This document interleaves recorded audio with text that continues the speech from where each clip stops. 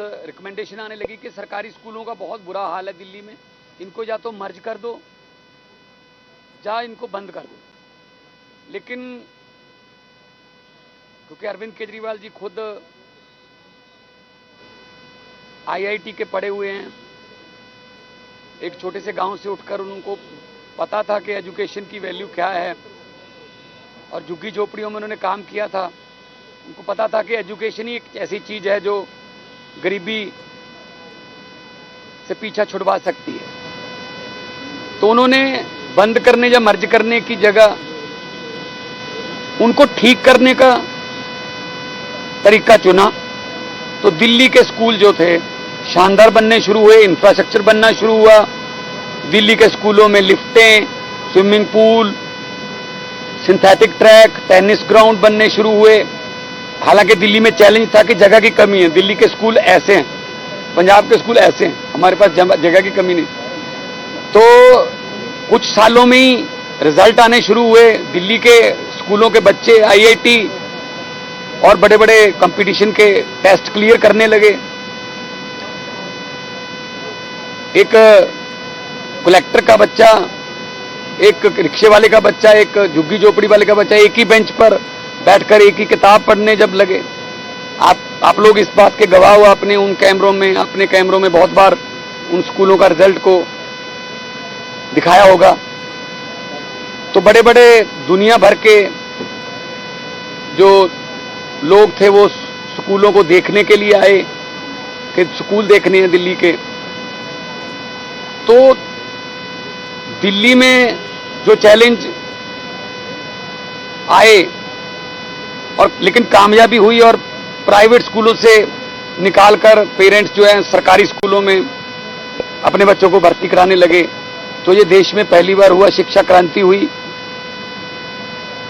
तो पंजाब में सरकार बनी तो हमने भी गारंटी लिख के दी लोगों को अपने मैनिफेस्टो में कि हम पंजाब के स्कूलों की शिक्षा को, पंजाब की हेल्थ को, पंजाब के इंफ्रास्ट्रक्चर को शानदार बना देंगे। जब अरविंद जी माननीय हमारे नेशनल कन्वीनर जो हैं वो हमारे साथ रोड शो करते थे पंजाब में, तो इन्हीं में से बहुत से टीचर इनके स्कूलों के सामने से हम रोड शो लेके निकलते थे। तो हम यही वादा करते थे कि थोड़ी देर रुक जाओ, यही स्कूल जो है शानदार होंगे, यहां से अच्छे रिजल्ट आएंगे और इंफ्रास्ट्रक्चर अच्छा होगा। तो हमने डाटा तैयार किया, होमवर्क किया। आज पंजाब के सरकारी स्कूल जो हैं शानदार बन गए।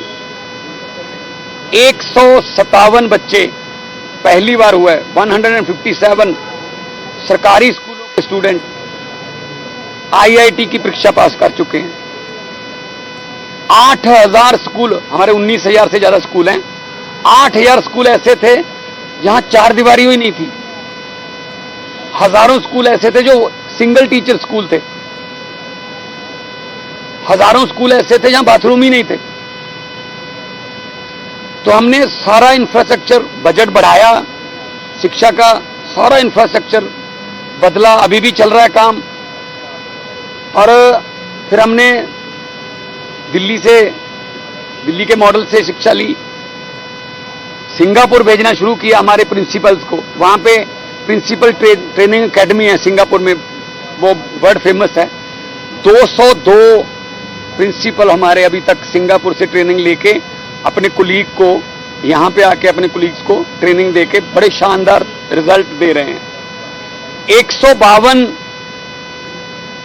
हमारे टीचर्स को हमने आईआईएम अहमदाबाद भेजा। वहां से उन्होंने पढ़ाई के लेटेस्ट तरीके, बच्चों को समझाने के लेटेस्ट तरीके सीखे और यहां पे आके वो काम कर रहे हैं। आज 72 हमारे जो टीचर्स हैं, जो प्राइमरी स्कूलों के, मुढ़ली शिक्षा के, प्राथमिक शिक्षा के टीचर हैं, वो फिनलैंड जा रहे हैं। 3 करोड़ का बजट है, सरकार स्पॉन्सर कर रही है। और फिनलैंड में पूरी दुनिया से लोग, नंबर 1 ट्रेनिंग एकेडमी है वहां पे, उसी को हमने सिलेक्ट किया और 72 टीचर हमारे पूरे पंजाब से हैं। चुनने का क्राइटेरिया, हर टीचर जिसने अप्लाई किया कम से कम 10 स्टूडेंट के पेरेंट्स से उनको रिकमेंडेशन चाहिए कि ये टीचर अच्छा पढ़ा रहा है, इसको अगर और तराश दिया जाए तो हमारे बच्चे का फ्यूचर बन जाएगा। और 10 जो उस स्कूल में पढ़ के जा चुके हैं, उन स्टूडेंट्स की, उन टीचर से पढ़ के जा चुके हैं, उनकी रिकमेंडेशन। 600 एप्लीकेशन है, इसका मतलब 6000 पेरेंट्स की रिकमेंडेशन पे जा रहे हैं। ये कोई, इसमें हमने कोई पर्चियां नहीं निकाली, पूरे पंजाब से हैं, किसी डिस्ट्रिक्ट से 3 है, किसी से 1 भी है। तो हमारा मकसद है स्कूली शिक्षा को शानदार बनाना, और हम 118 स्कूल ऑफ एमिनेंस बना रहे हैं, जिनमें से 14 का उद्घाटन हो गया, 13 अभी रेडी हैं। वो क्या है, 9th 10th 11th 12th, तब तक बच्चे का माइंड पता चल जाता है ये बच्चा किस लाइन में जाना चाहता है। अगर स्पोर्ट्स में जाना चाहता है तो उसको स्पोर्ट्स में लेके जाते हैं, अगर वो साइंस में जाना चाहता है साइंस में लेके जाते हैं, अगर वो मैथ्स में जाना चाहता है मैथ्स में लेके जाते हैं, इकोनॉमिक्स का इंटरेस्ट है इकोनॉमिक्स में लेके जाएगा। जब तक 12 करके वो कॉलेज जाएगा या यूनिवर्सिटी जाएगा तब तक उसको पता होगा कि मैंने क्या बनना है। अदरवाइज करियर गाइडेंस नाम का हमारे देश में कोई चीज ही नहीं है। 2 राज्यों में सरकार है हमारी, दोनों राज्यों में स्कूली शिक्षा पूरे देश से बढ़िया है। 22 राज्यों में सरकार है बीजेपी की, 23वां भी आ गया हरियाणा। किसी एक राज्य का रिजल्ट दिखा दें, स्कूल दिखा दें ऐसा। ये स्कूलों की बात ही नहीं करते, ये अस्पतालों की, इंफ्रास्ट्रक्चर की, बिजली की, पानी की बात ही नहीं करते। ये तो बस पोलराइजेशन की बात करते हैं। ये अलग है, ये तुम्हें मार देगा, ये तुम्हारा टूटी छीन के ले जाएगा, ये तुम्हारे रोटी छीन के ले जाएगा, ये तेरे घर के सामने गड्ढा खोद देगा। ये उनकी मतलब राजनीति है। सो आज के जमाने में जहां एजुकेशन, बाबा साहब भीमराव अंबेडकर जी ने कहा था शिक्षा शेरनी के दूध जैसी है, जो भी उसको पिएगा वो दहाड़ेगा। तो बाबा साहब ने जिस हालातों में से उठकर पढ़ाई की, इस लेवल की, विदेशों में जाके पीएचडीज की, तो उनका सपना पूरा करने वाले। क्योंकि स्कूलों में गरीबों के बच्चे पढ़ रहे, सरकारी स्कूलों में। और आम आदमी पार्टी का, अरविंद जी का, पंजाब सरकार का, हमारा ये एक सपना है, इच्छा है। हम आम लोगों की मजबूरी को मर्जी में बदलना चाहते हैं। आज आम लोगों की मजबूरी है, अगर कोई बीमार हो जाए प्राइवेट में इलाज कराना पड़ता है, सरकारी पे यकीन नहीं रहा, सरकारी अस्पताल पे मशीनें नहीं है, दवाइयां नहीं है, डॉक्टर नहीं है। अगर प्राइवेट में कराओगे सब कुछ दिख जाएगा, मजबूरी है। दिल्ली में शानदार सरकारी अस्पताल बना दिए, दिल्ली में सब इलाज फ्री होता है, पैरासीटामोल की गोली से लेके 40-50 लाख के टेस्ट तक। ऐसे ही पंजाब में चल रहा है। शानदार सरकारी हॉस्पिटल बन रहे हैं और डॉक्टरों को भर्ती किया जा रहा है, मेडिकल कॉलेज बन रहे हैं। ऐसे ही स्कूल सरकारी स्कूलों का है। लोगों की मजबूरी है कि प्राइवेट में पढ़ाना पड़ेगा बच्चा, क्योंकि सरकारी स्कूल पे यकीन नहीं रहा, इंफ्रास्ट्रक्चर नहीं है, बाथरूम नहीं है, किताबें नहीं है, वर्दियां नहीं है। लोग सोचते हैं जब अपनी तो जैसे तैसे करके कट गई, बच्चे को तो पढ़ा लें, और सरकार प्राइवेट में पढ़ाएंगे तो सब कुछ बिक जाएगा, फीस इतनी है। ये मजबूरियां हैं। आने वाले चंद दिनों में ही, फ्यूचर में, पंजाब में ये मजबूरी, दिल्ली में तो उन्होंने कर दिया काम, पंजाब में ये मजबूरियां मर्जियां बन जाएंगी। आपकी मर्जी है, इलाज प्राइवेट से करवाना प्राइवेट से करवा लो, सरकारी से करवाना सरकारी से करवा लो, इलाज एक जैसा ही है। हाँ, उधर पैसे लगेंगे, इधर पैसे भी नहीं लगेंगे। ऐसे ही स्कूलों का है। प्राइवेट में पढ़ाना प्राइवेट में पढ़ा लो बच्चा, सरकारी में पढ़ाना है सरकारी में पढ़ा लो। पढ़ाई का लेवल जो है वो सेम होगा, एक जैसा होगा, लेकिन हाँ उधर फीस लगेगी, इधर तो फीस भी नहीं लगेगी। तो इस पैटर्न पे हम चल रहे हैं और बहुत ही शानदार रिजल्ट आ रहे हैं। और बच्चे जो हैं, बच्चे जो हैं कुल, और पहली बार हुआ है, मैं नेशनल मीडिया खड़ा है कि सरकारी स्कूलों में पेरेंट टीचर मीटिंग शुरू हुई है। सरकारी स्कूलों में पीटीएम नहीं होता था, हमने ये शुरू किया। 20 लाख पेरेंट्स आए। अभी भी मेगा पीटीएम हमारी आने वाले दिनों में है। कम से कम टीचर्स को ये पता हो कि बच्चा स्कूल के बाद कौन से माहौल में रहता है, कौन सी संगत में रहता है। पेरेंट्स को ये पता हो, माता पिता को पता हो कि स्कूल में बच्चा कैसा बिहेव कर रहा है, कौन से टीचर उसको पढ़ा रहे हैं। आपस में उनका जो है तालमेल होना चाहिए। तो हर साल हमारी पीटीएम होती है और बहुत खुश हैं। मतलब रिक्शे वाला अपना रिक्शा छोड़ के 1 घंटे के लिए अपने बच्चे के लिए आ रहा है कि 1 घंटा रिक्शा नहीं चलाऊंगा, लेकिन मैं मेरे बच्चे की आज पेरेंट टीचर मीटिंग है। कितनी खुशी होती होगी उसको कि मेरे बच्चे को पढ़ाया जा रहा है, मेरे बच्चे के बारे में कमियां और मेरे बच्चे की खूबियां बताई जा रही हैं और काम कर रहे हैं। क्योंकि आजकल पढ़ाई सिर्फ टीचर्स या किताबों की नहीं है, पेरेंट्स भी साथ में। हालांकि जो प्राइवेट स्कूल वाले हैं उसमें तो पढ़ना ही पेरेंट्स को पड़ता है, जो जितना होमवर्क है वो करना ही पेरेंट्स को पड़ता है, साथ साथ में दोबारा पढ़ाई करनी पड़ती है जिंदगी में। तो बच्चों को निखारने के लिए, बच्चों के टैलेंट को और तराशने के लिए टीचर्स को तराशना पड़ेगा। तो हमारा ये आज 72 टैलेंटेड टीचर्स का जो ग्रुप है वो फिनलैंड 3 हफ्ते का ये टूर है। वहाँ पे यूनिवर्सिटी में कैंप लगेंगे, अलग अलग विषयों के बारे में बताया जाएगा और आके ये अपने कोलीग्स को भी बताएंगे, अपने बच्चों को भी बताएंगे। कोई सवाल आपका हो? साहब, ये सवाल ये है कि पहले ये देखिए एक प्रथा थी कि मंत्री जाते थे, उनके अधिकारी जाते थे, लेकिन दिल्ली सरकार और पंजाब सरकार ने ये प्रथा बदली जी और खुद शिक्षकों और प्रिंसिपलों को भेजना शुरू किया। क्या लगता है ऐसा करने से कि मंत्री न जाए, शिक्षक जाए, ये प्रथा में बदलाव करने? नहीं, बिल्कुल से देखो, जो जिन्होंने ग्राउंड लेवल पे काम करना है आप उनको बताइए ना, उनको भेजिए, उनको ट्रेन कीजिए। अभी इन्होंने पढ़ाना है आके। अभी 20-20 साल की नौकरी है, किसी की 22 साल की नौकरी है और पहली बार कह रहे हैं जी पहली बार हम दिल्ली आए हैं। बहुत से कह रहे हैं पहली बार दिल्ली आए हैं। आज पूरी दुनिया एक गांव बन गई है। अब कहीं से भी ट्रेनिंग मिलती है तो ले लो। पहले सिंगापुर भेजते रहे हैं, अहमदाबाद भी भेजते हैं, फिनलैंड का ये पहला टूर है, आगे वाले बैचेस भी जाते रहेंगे। पहले क्या था, स्पोर्ट्स में भी ऐसा ही था, ओलंपिक में खिलाड़ी कम जाते थे, नेता ज्यादा जाते थे। और खिलाड़ी इकोनॉमी क्लास में जाते थे, नेता फर्स्ट क्लास में जाते थे। और उनका कोई लेना देना नहीं है, मेडल जीत रहा है कोई, वो तो अपना मतलब ऐश करने के लिए, घूमने के लिए परिवार के समेत जाते सरकारी खर्चे पे। आम आदमी पार्टी का ये है कि भाई सरकारी पैसा खर्चना है। सरकारी पैसा मीन्स लोगों का पब्लिक मनी, तो उन पे खर्चो ना, जो टैक्स दे रहे हैं उनके बच्चों पे खर्चो, अस्पताल बनाओ, बिजली हमने फ्री कर रखी है। पंजाब में जब हमने टेक ओवर किया था 16 मार्च 2022 में 21% नहरों का पानी, कैनाल वाटर जो है वो खेतों में इस्तेमाल होता था, आज 84% हो रहा है। हमारे पास पानी है, कोई हम इधर उधर से नहीं लिया, पानी है, लेकिन चैनलाइज कर दिया।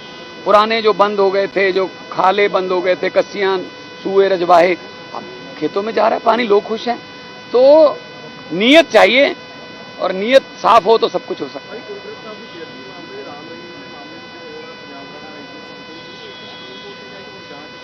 बिल्कुल, पंजाब सरकार ने ਇੱਥੇ ਚੈਲੰਜ ਕੀਤਾ ਸੀਗਾ ਹਾਈ ਕੋਰਟ ਦੇ ਸਟੇ ਨੂੰ, ਤੇ ਸਾਨੂੰ ਅੱਜ ਇਥੋਂ ਸਟੇ ਤੇ ਜਿਹੜੀ ਹੈ ਰਾਹਤ ਮਿਲੀ ਹੈ ਤੇ ਅਸੀਂ ਜਿਹੜਾ ਉਹ ਬਿਲਕੁਲ ਜੋ ਕਾਰਵਾਈ ਹੈ ਅੱਗੇ ਤੋਰਾਂਗੇ ਹੁਣ, ਕਿਉਂਕਿ ਗੁਰੂ ਗ੍ਰੰਥ ਸਾਹਿਬ ਜੀ ਦੀ ਬੇਅਦਬੀ ਬਹੁਤ ਸਾਡੇ ਲੱਖਾਂ ਹਿਰਦੇ ਬਲੂੰਦਰੇ ਗਏ ਔਰ ਉਹਦਾ ਕੋਈ ਰਿਜ਼ਲਟ ਹੀ ਨਹੀਂ ਨਿਕਲਿਆ ਦੋ ਸਰਕਾਰਾਂ 'ਚ। ਤੋ ਅਸੀਂ ਵੀ ਵਾਅਦਾ, ਇਹ ਵੀ ਵਾਅਦਾ ਕੀਤਾ ਲੋਕਾਂ ਨਾਲ ਕਿ ਅਸੀਂ ਇਹਦਾ ਇਨਸਾਫ ਦਵਾਵਾਂਗੇ ਔਰ ਦਵਾਵਾਂਗੇ, ਔਰ ਜਿਹੜੇ ਮਰਜ਼ੀ ਵਕੀਲ ਕਰਨੇ ਪੈਣ, ਸਾਨੂੰ ਜੋ ਮਰਜ਼ੀ ਕਰਨਾ ਪਵੇ, ਲੋਕਾਂ ਦੇ ਹਿਰਦਿਆਂ ਨੂੰ ਸ਼ਾਂਤੀ ਤਾਂ ਮਿਲਣੀ ਚਾਹੀਦੀ ਹੈ।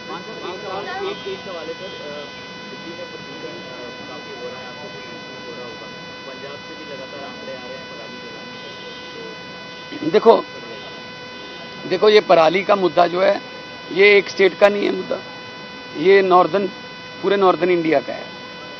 इसके लिए मैं पहले भी कह चुका हूँ, प्रधानमंत्री जी अगर यूक्रेन का युद्ध रुकवा सकते हैं, ऐड आती है ना, पापा युद्ध रुकवा दिया था मोदी जी ने, तो यहाँ का धुआं नहीं बंद करवा सकते। बिठाओ, सारी स्टेटों को बिठाओ, बुलाओ, और कंपनसेशन दो, कोई उसके नतीजे साइंटिस्टों को बुलाओ।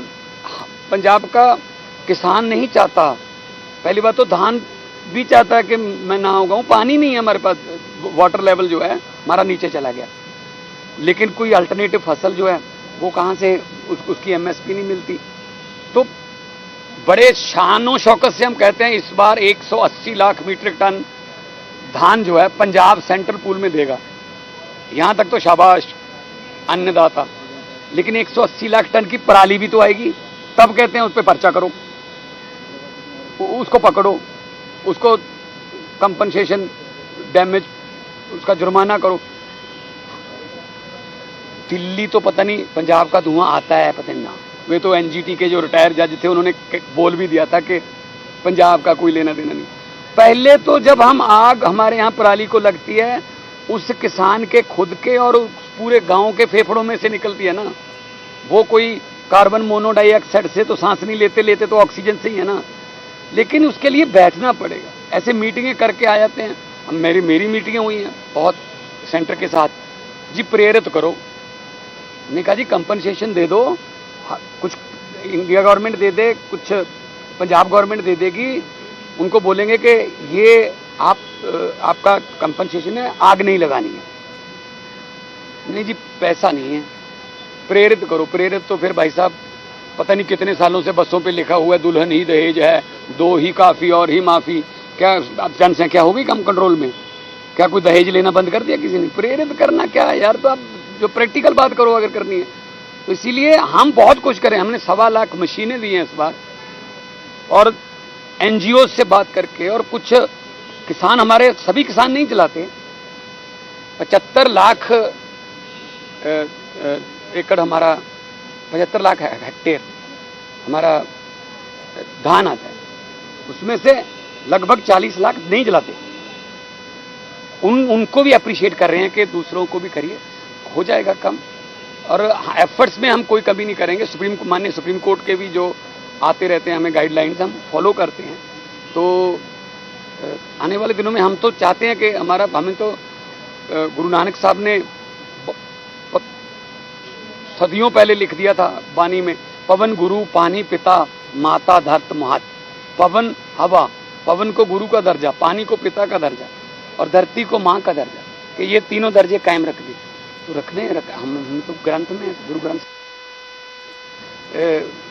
मतलब विश्वास रखते हैं कि हम गुरुओं की वाणी को, उनके वचनों को हम फॉलो करें। प्राइमरी टीचर्स का फर्स्ट बैच जा रहा है फिनलैंड, सर आगे और कितने बैचेस जाएंगे? आगे आने वाले दिनों में आते जाते रहेंगे। प्रिंसिपल्स भी गए थे पहले, आप मिडिल वाले भी गए थे, अभी ये बच्चे हैं। और इनसे मेरे से ज़्यादा ना, मेरे पास तो ये माइकों का ढेर जो है ना, ये लगा ही रहता है। इनसे ज़रा पूछिए कि वो कैसा फील हो रहा है, कैसा लग रहा है। दिवालिया मैंने इनको कहा है कि दिवाली आपने बहुत सी मनाई होंगी, लेकिन याद नहीं होगी कोई। एक दिवाली छोड़ के देखो, इस बार ये दिवाली वहीं मनाएंगे, ये सारी उम्र याद रहेगा कि हम एक बार वहाँ विदेश में गए थे, तब दिवाली यहाँ थी। तो बच्चों के भविष्य के लिए, और पंजाब को नंबर 1 स्टेट बनाना है, तभी देश नंबर 1 बनेगा। पंजाब हमेशा हर लहर में पंजाब लीड करता रहा है, चाहे वो हरा इनकलाब है, चाहे वो आज़ादी का संघर्ष है, चाहे वो कोई भी देश में कोई इनकलाब या कुछ चेंज बदलाव, तो पंजाब लीड करता है। अभी आम आदमी पार्टी जो है दिल्ली के बाद सीधा ही पंजाब में पहले 4 MP, उसके बाद 20, उसके बाद 92। तो पंजाब जो है वो रेवोल्यूशनरी लोग हैं हम, जो आज़ादी में हमारे 90% योगदान है हमारा। अब हमें कोई देशभक्ति का सर्टिफिकेट दे तो अच्छा नहीं लगता, देश ही हमने लेके दिया है। हमारे बुजुर्गों ने फांसी के फंदे, हमारे शहीदों ने तशद्दद आज़ादी के समय जेलें काटी। तो पंजाब जो है वो बहुत ही सेंटिमेंटल स्टेट भी है, प्यार से जो मर्जी हमसे ले लो, लेकिन हमारे साथ अगर कोई बेइंसाफ़ी होगी तो प्रोटेक्ट करें। आपके हिसाब से दिल्ली और पंजाब के सरकारी स्कूल में बेहतर स्थिति किसकी है, दिल्ली की है स्थिति या पंजाब? नहीं, मैं ऐसे कंपेयर नहीं कर सकता, लेकिन हाँ इनको दिल्ली में टाइम ज़्यादा लग गया, क्योंकि शुरुआत इन्होंने की। हमें एक बना बनाया तजर्बा मिल गया, हमने वहाँ से शुरू किया जहाँ दिल्ली ने ख़त्म किया। और दिल्ली में जगह की कमी है तो school first floor, second floor, third floor. हमारे पास 10-10, 20-20 एकड़ में भी स्कूल हैं। तो ग्राउंड बनाने में, हॉकी का ग्राउंड, फुटबॉल का ग्राउंड, तो हमारे यहाँ हमें ये फ़ायदा है। और किया हुआ तजर्बा जो है वो ज़्यादा अच्छा लगता है, क्योंकि उसमें जो इनको चैलेंजेस फेस हुए वो हमें नहीं हुए।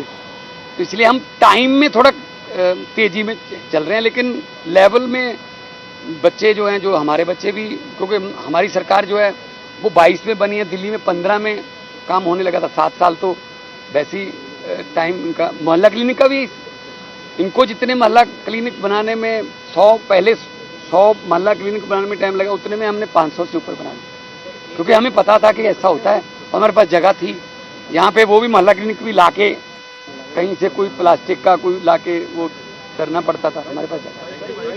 थैंक